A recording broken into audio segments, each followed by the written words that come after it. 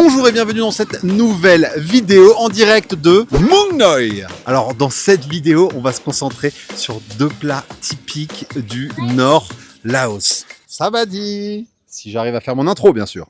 Hello. Hello. Hello. Bon allez, on y va. Donc on va parler... C'est pas évident, il y a quand même, il se passe des choses à Muang Noi, hein. C'est un petit village très très mignon. Et dans cette vidéo, on va parler de deux plats emblématiques laotiens. D'un côté, on a le O Lam et de l'autre côté, on a le Suzi. Voilà, qu'on trouve vraiment pas partout, mais qui valent vraiment la peine d'être montrés et d'être surtout dégustés. Voilà.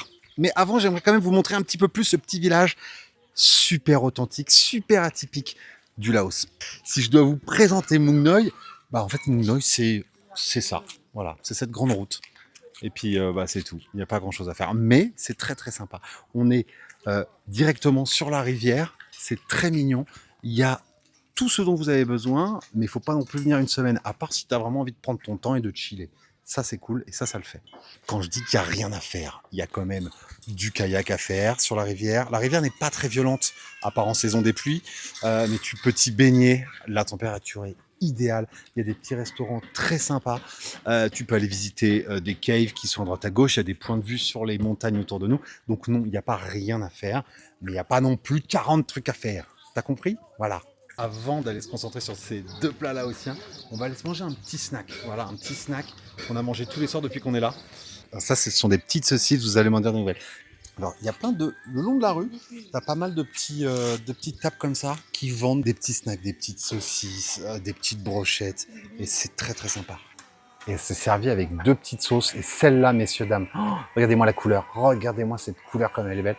On va se mettre ça là, là. Regardez, ce sont des saucisses rondes. Et alors, leur particularité, vous allez voir. Celle-là, je ne l'ai pas encore goûtée, tiens. Oh, alors celle-là... This one is really good. En fait, ce sont des saucisses de porc. Au milieu, tu as des petites nouilles de riz. Et la sauce qui est là, elle est légèrement fumée. Elle est vraiment fumée. Tu as de la coriandre, un peu de sucre, du piment. Oh, c'est fabuleux. Et celle-ci est beaucoup plus sombre. Oh, c'est notre pote. Hello. Celle-là est beaucoup plus épaisse, beaucoup plus crémeuse. Et elle a une saveur complètement différente.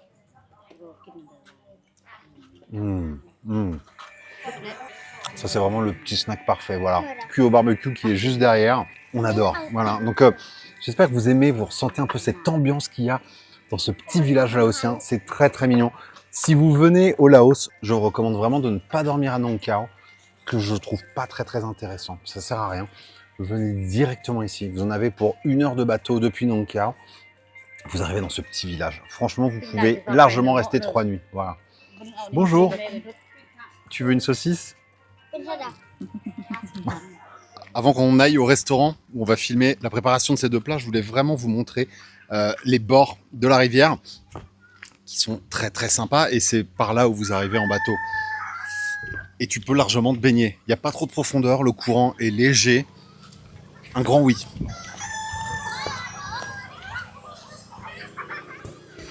On est d'accord, j'ai rien besoin de dire. Regardez juste un petit peu le panorama comme c'est sympa. Voilà. Et ça, pour le coup, pour les gens qui aiment bien prendre leur temps, faire du slow travel, c'est le genre de destination à mettre sur votre bucket list. Voilà. Ce qui est génial ici, et ce qui rajoute un cachet de ouf, c'est cette montagne qui surplombe Muang Noi, directement dans l'axe principal de la ville. On est venu ici en 2018, la route n'avait pas été encore faite, et c'était juste un chemin en cailloux. Voilà. Et ça a été construit il y a 2 ans uniquement, voilà. Il n'y avait pas de voiture, pas de scooter. Et donc cette vidéo va se passer chez Gecko, qui est vraiment une institution ici à Muang Noi. Alors, il y a quand même plusieurs endroits qui valent le coup, mais celui-ci est quand même, voilà, très sympa. Allez, on va voir. Alors là, on va tout de suite aller dans les cuisines, rejoindre Kai et la cuisinière, et ils vont nous montrer la préparation de ces deux plats, voilà. Où sont les cuisines? Je suis complètement perdu, c'est par ici. Regardez, le lieu est quand même très sympa. Si tu as envie de te boire un petit cocktail, il y a ce qu'il faut. Et si tu as envie de bien manger, il y a ce qu'il faut aussi. Messieurs, dames, les cuisines.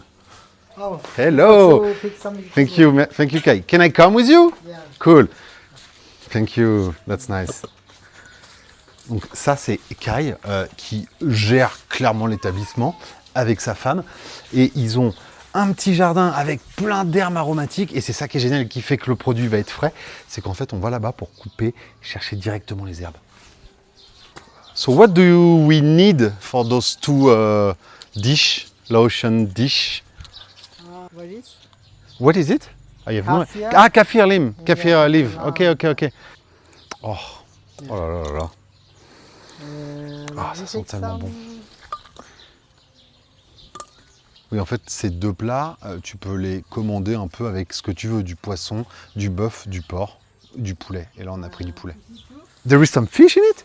Yeah. Really? You have to take some lemongrass. Lemongrass, ok, cool.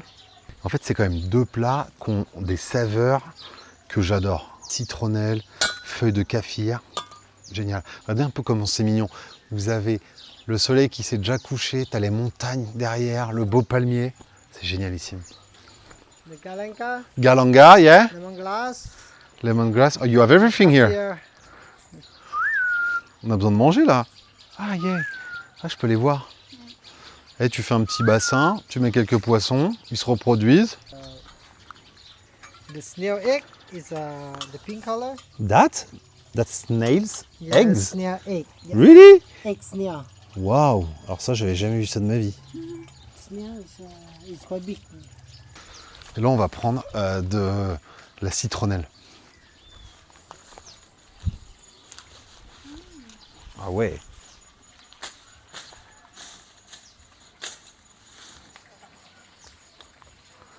Lemongrass.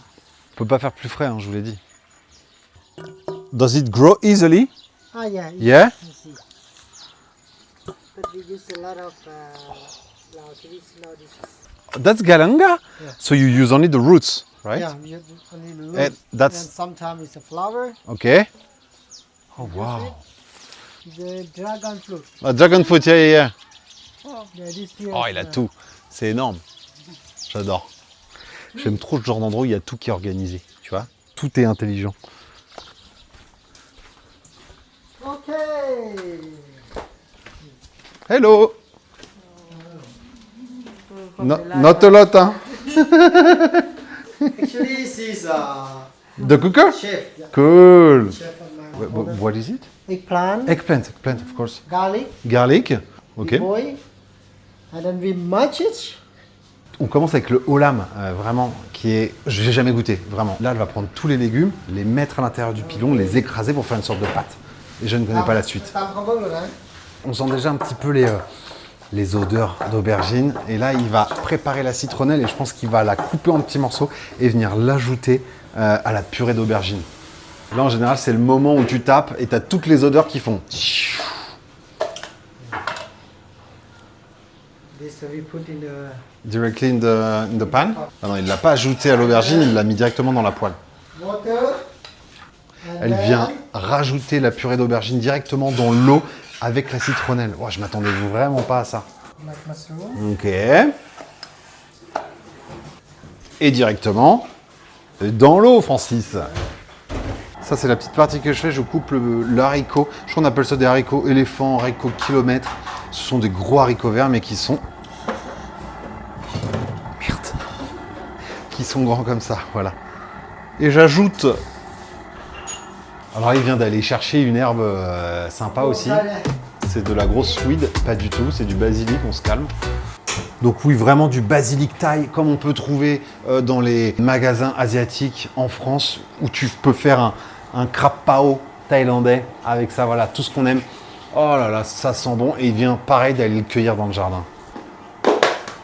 Elle est en train de faire revenir des petits oignons dans de l'huile avec une pâte de curry vert et de la pâte de piment rouge. Voilà, tout ce qu'on aime, vraiment tout ce qu'on aime. Ça sent très très bon. Alors, on rajoute un petit peu d'eau. T'as l'eau qui prend cette couleur de pâte de piment rouge. Oh là là là là, on passe d'une casserole à l'autre. Je pense que vraiment, encore une fois, on va se régaler. Carrot, potato mix. Perfect, perfect. Ok, donc là, dans le suzy, elle va rajouter des feuilles de kaffir.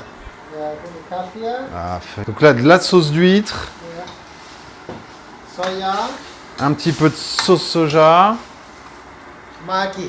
Ah, Maggi, c'est pas la sauce soja, c'est de Maggi, ok. Black pepper, Black pepper.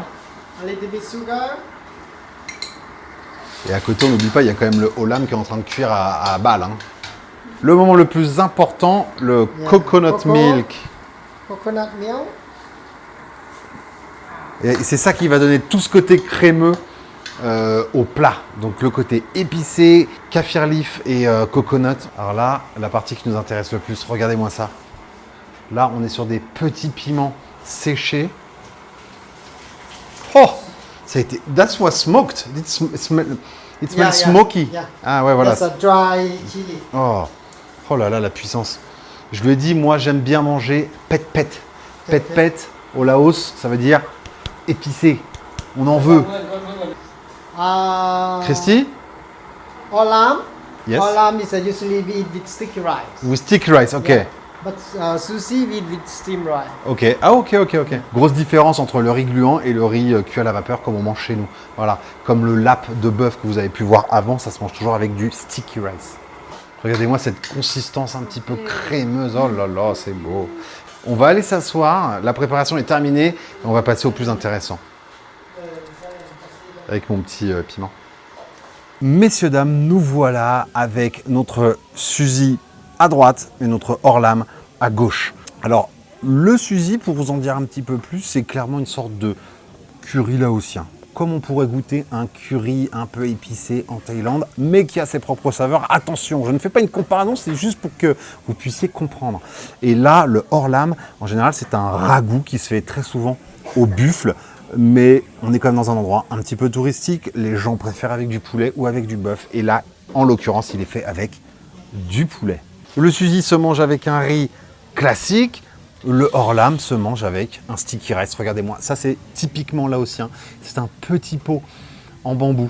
Et regardez ce qu'on y met à l'intérieur. Du riz gluant, voilà, qui est soit... Alors, si tu manges une salade de larpe au bœuf, ça peut être servi froid. Là, il est chaud. Ça peut paraître très basique. Moi, j'adore. Oh là là, l'odeur.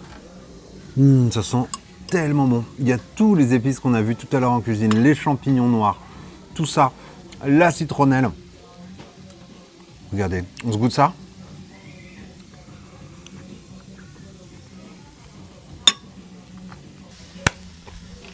Oh là là là là. Venez me dire que le bœuf bourguignon c'est meilleur que ça. Je rigole, on se calme. Le bœuf bourguignon c'est un de mes plats préférés. Je dis juste que là, manger cette consistance et ces saveurs, ces herbes aromatiques mélangées avec du riz gluant.